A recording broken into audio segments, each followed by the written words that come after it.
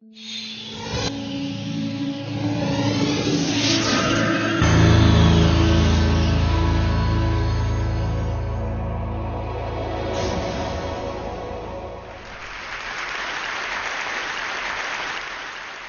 I want to start by offering you a free, no-tech life hack. And all it requires of you is this, that you change your posture for 2 minutes. But before I give it away, I want to ask you to right now do a little audit of your body and what you're doing with your body. So how many of you are sort of making yourselves smaller? Maybe you're hunching, crossing your legs, maybe wrapping your ankles. Sometimes we hold on to our arms like this. Sometimes we spread out. I see you. So I want you to pay attention to what you're doing right now. We're going to come back to that in a few minutes, and I'm hoping that if you sort of learn to tweak this a little bit, it could significantly change the way your life unfolds. So we're really fascinated with body language, and we're particularly interested in other people's body language. You know, we're interested in, like, you know, an awkward interaction, or a smile, or a contemptuous glance, or maybe a very awkward wink, or maybe even something like a handshake. Here they are arriving at number 10, and look at this lucky policeman gets to shake hands with the President of the United States. Oh, and here comes the Prime Minister of it. No.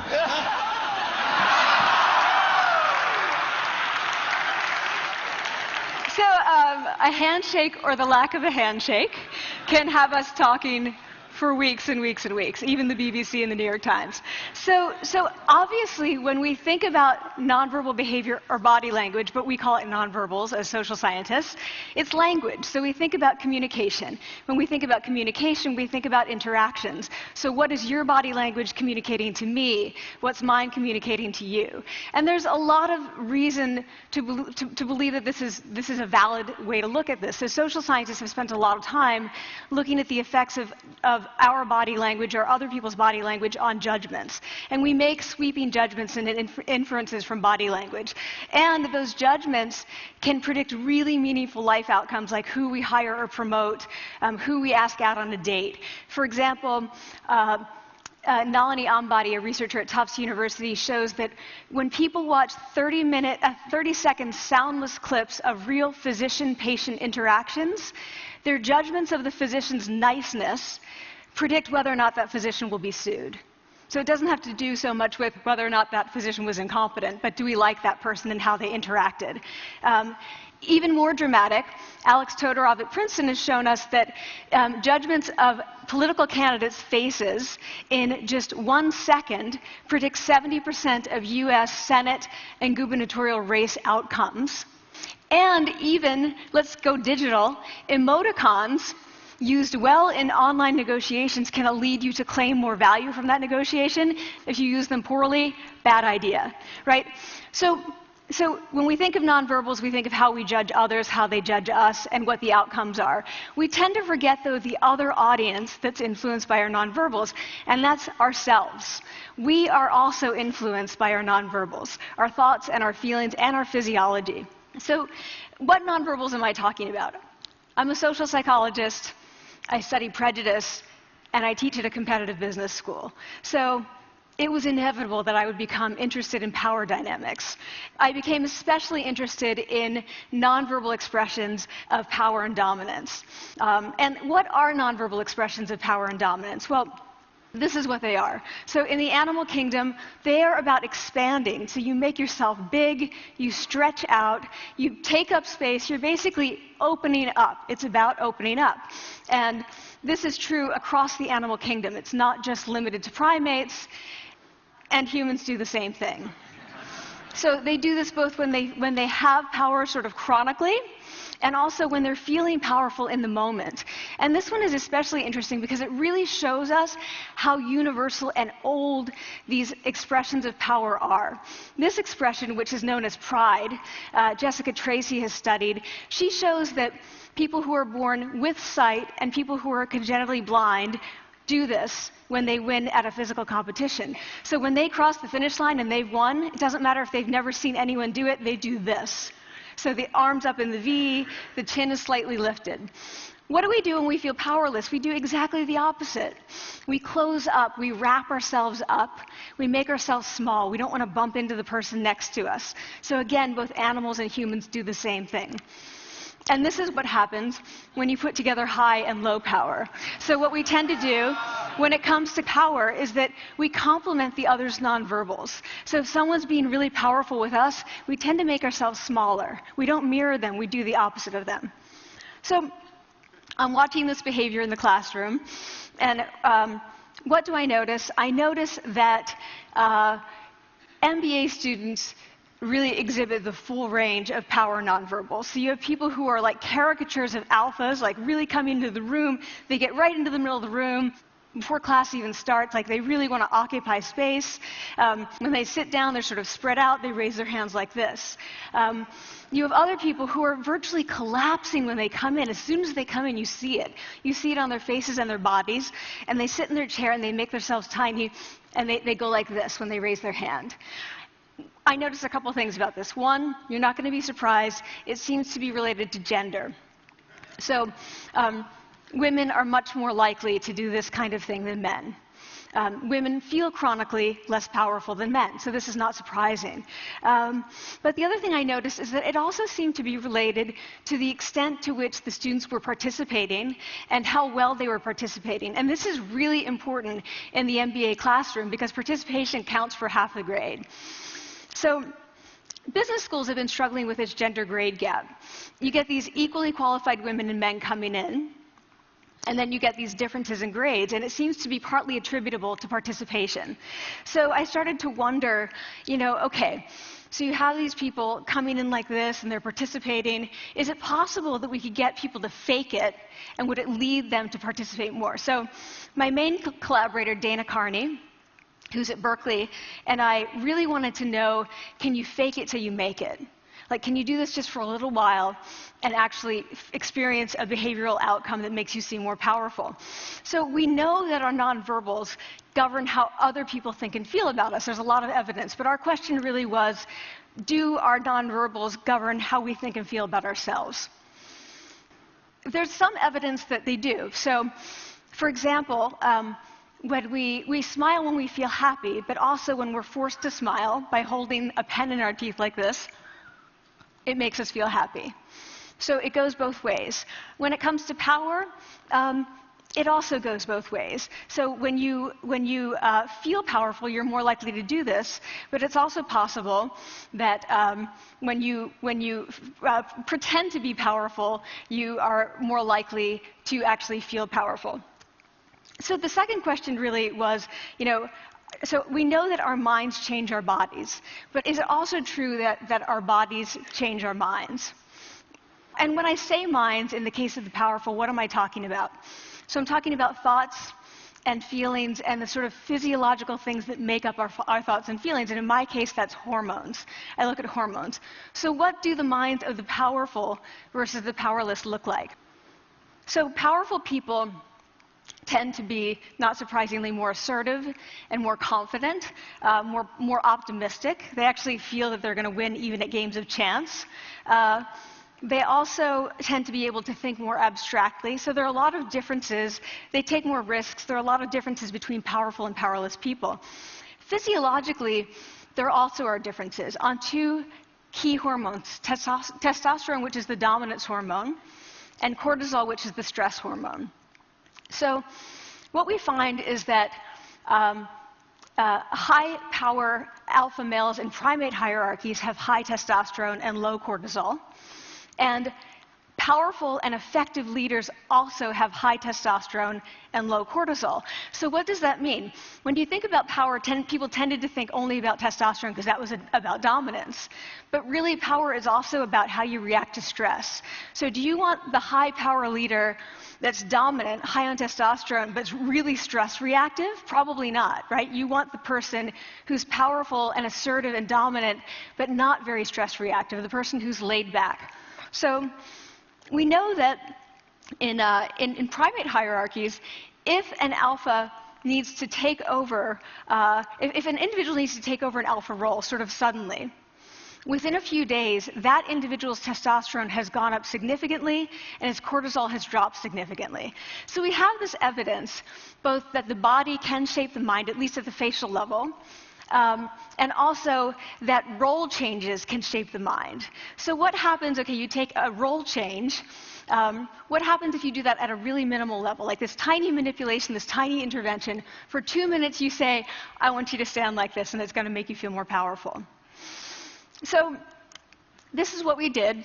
We decided to bring people into the lab and run a little experiment. And these people adopted for 2 minutes either high power poses or low power poses. And I'm just going to show you 5 of the poses, although they took on only 2. So here's one, a couple more. This one has been dubbed the Wonder Woman by the media. Here are a couple more. So you can be standing or you can be sitting. And here are the low power poses. So you're folding up, you're making yourself small. This one is very low power. When you're touching your neck, you're really kind of protecting yourself. So this is what happens. They come in, they spit into a vial. We, for 2 minutes, say, you need to do this or this. They don't look at pictures of the poses. We don't want to prime them with the concept of power. We want them to be feeling power, right? So 2 minutes they do this. We then ask them, how powerful do you feel on a series of items? And then we give them an opportunity to gamble. And then we take another saliva sample. That's it. That's the whole experiment. So this is what we find. Risk tolerance, which is the gambling. What we find is that when you're in the high power pose condition, 86% of you will gamble. When you're in the low power pose condition, only 60%. And that's a pretty whopping significant difference.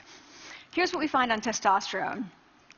From their baseline when they come in, high power people experience about a 20% increase, and low power people experience about a 10% decrease. So again, 2 minutes and you get these changes.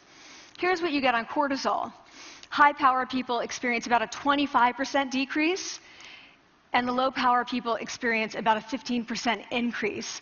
So 2 minutes lead to these hormonal changes that configure your brain to basically be either assertive, confident, and comfortable, or really stress reactive, and feeling sort of shut down. And we've all had that feeling, right?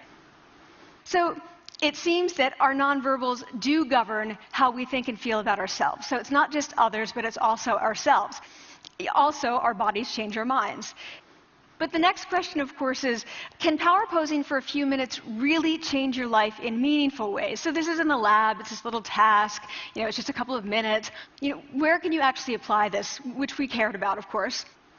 And so we think it's really what matters, where you want to use this is evaluative situations, like social threat situations. Where are you being evaluated? Either by your friends, like for teenagers, it's at the lunchroom table. It could be, for some people, it's speaking at a school board meeting. It might be giving a pitch, or giving a talk like this, or doing a job interview. We decided that the one that most people could relate to, because most people had been through, was the job interview. So we published these findings, and the media are all over it, and they say, okay, so this is what you do when you go in for the job interview, right? So we were, of course, horrified and said, oh my God, no, that's not what we meant at all, for numerous reasons. No, don't do that. Again, this is not about you talking to other people, it's you talking to yourself. What do you do before you go into a job interview? You do this. Right? You're sitting down, you're looking at your iPhone or your Android, not trying to leave anyone out. You're looking at your notes, you're hunching up, making yourself small, when really what you should be doing maybe is this, like in the bathroom, right? Do that, find 2 minutes. So that's what we want to test, okay? So we bring people into a lab, and they do either high or low power poses again. They go through a very stressful job interview. It's 5 minutes long. They are being recorded, they're being judged also, and the judges are trained to give no nonverbal feedback. So they look like this. Like, imagine this is the person interviewing you. So for 5 minutes, nothing. And this is worse than being heckled. People hate this. It's what Marianne LaFrance calls standing in social quicksand. So this really spikes your cortisol. So this is the job interview we put them through, because we really wanted to see what happened. We then have these coders look at these tapes, 4 of them. They're blind to the hypothesis, they're blind to the conditions. They have no idea who's been posing in what pose. And they end up looking at these sets of tapes and they say, oh, we want to hire these people, all the high power posers. We don't want to hire these people. We also evaluate these people much more positively overall. But what's driving it? It's not about the content of the speech. It's about the presence that they're bringing to the speech. We also, because we rate them on all these variables related to sort of competence, like how well structured is the speech? How good is it? What are their qualifications? No effect on those things. This is what's affected. These kinds of things. People are bringing their true selves, basically. They're bringing themselves. They bring their ideas, but as themselves, with no, residue over them. So this is what's driving the effect or mediating the effect. So when I tell people about this, that our bodies change our minds and our minds can change our behavior and our behavior can change our outcomes, they say to me, it feels fake, right? So I said fake it till you make it. It's not me. I don't want to get there and then still feel like a fraud. I don't want to feel like an imposter. I don't want to get there only to feel like I'm not supposed to be here. And that really resonated with me because I want to tell you a little story about being an imposter and feeling like I'm not supposed to be here. When I was 19, I was in a really bad car accident. I was thrown out of a car, rolled several times. I was thrown from the car, and I woke up in a head injury rehab ward.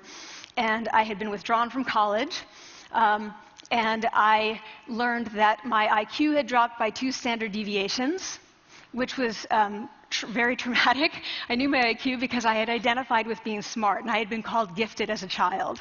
So I'm taken out of college. I keep trying to go back.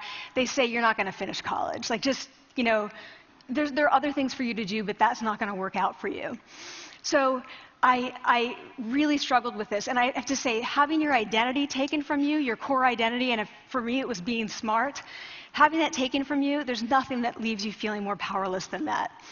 So I felt entirely powerless. I worked and worked and worked, and I got lucky and worked and got lucky and worked. Eventually I graduated from college. It took me 4 years longer than my peers. And I convinced someone, my angel advisor, Susan Fisk, to take me on. And so I ended up at Princeton, and I was like, I am not supposed to be here. I am an imposter. And the night before my first year talk, and the first year talk at Princeton is a 20-minute talk to 20 people. That's it. I was so afraid of being found out the next day that I called her and said, I'm quitting. She was like, you are not quitting, because I took a gamble on you and you're staying. You're going to stay, and this is what you're going to do. You're going to fake it. You're going to do every talk that you ever get asked to do. You're just going to do it and do it and do it, even if you're terrified and just paralyzed and having an out-of-body experience until you have this moment where you say, oh my gosh, I'm doing it. I have become this. I am actually doing this. So that's what I did. 5 years in grad school. A few years, I'm at Northwestern. I moved to Harvard. I'm at Harvard. I'm not really thinking about it anymore, but for a long time I had been thinking, not supposed to be here, not supposed to be here. So at the end of my first year at Harvard, a student who had not talked in class the entire semester, who I had said, look, you got to participate or else you're going to fail, came into my office. I really didn't know her at all. And she came in totally defeated, and she said, I'm not supposed to be here.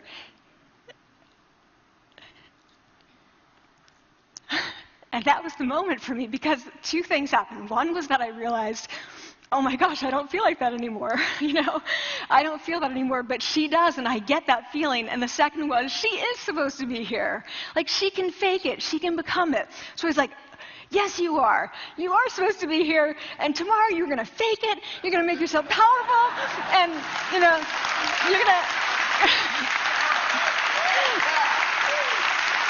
and you're going to go into the classroom, and you are going to give the best comment ever. And she gave the best comment ever. And people turned around, and they were like, oh my God, I didn't even notice her sitting there, She comes back to me months later, and I realized that she had not just faked it till she made it, she had actually faked it till she became it. So she had changed. And so I want to say to you, don't fake it till you make it. Fake it till you become it. It's not do it enough until you actually become it and internalize. The last thing I'm going to leave you with is this. Tiny tweaks can lead to big changes. So this is 2 minutes. 2 minutes, 2 minutes, 2 minutes. Before you go into the next stressful evaluative situation, for 2 minutes, try doing this in the elevator, in a bathroom stall, at your desk behind closed doors. That's what you want to do. Configure your brain to cope the best in that situation. Get your testosterone up. Get your cortisol down. Don't leave that situation feeling like, oh, I didn't show them who I am. Leave that situation feeling like, oh, I really feel like I got to say who I am and show who I am. So I want to ask you first, both to try power posing, and also I want to ask you to share this science, because this is simple. I don't have ego involved in this. Give it away. Share it with people, because the people who can use it the most are the ones with no resources and no technology and no status and no power. Give it to them, because they can do it in private. They need their bodies, privacy, and 2 minutes, and it can significantly change the outcomes of their life. Thank you.